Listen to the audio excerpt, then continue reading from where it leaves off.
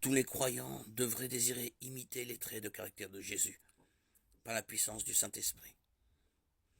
Les choses qui ont attiré les gens vers Jésus devraient être les mêmes que celles qui attirent les gens vers nous.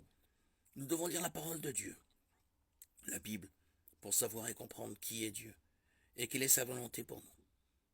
Nous devons tout faire pour la gloire du Seigneur. 1 Corinthiens 10, 31. En vivant comme sel et lumière dans le monde et en montrant aux autres l'incroyable vérité de Jésus et le salut en lui. Matthieu 5, 13, 16, 28, 18, 20. Philippiens 2, 1, 11 est un résumé utile de ce qu'était Jésus et de la manière dont nous devrions l'imiter. Si donc il y a quelque consolation en Christ, s'il y a quelque soulagement dans l'amour, s'il y a quelque communion d'esprit, s'il y a quelque compassion et quelque miséricorde, rendez ma joie parfaite, ayant un même sentiment, un même amour, une même âme, une même pensée. Ne faites rien par esprit de parti ou par vaine gloire, mais que l'humilité vous fasse regarder les autres comme étant au-dessus de vous-même.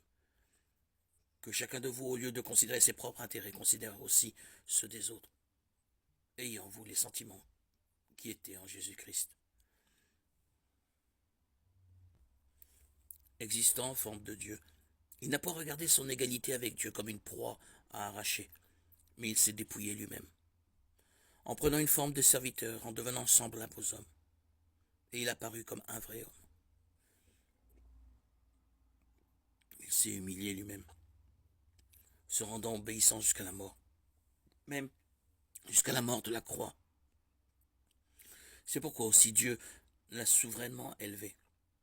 Il lui a donné le nom qui est au-dessus de tout nom, afin qu'au nom de Jésus tout genou fléchisse, dans les cieux, sur la terre et sous la terre, et que toute langue confesse que Jésus-Christ est Seigneur, à la gloire de Dieu le Père.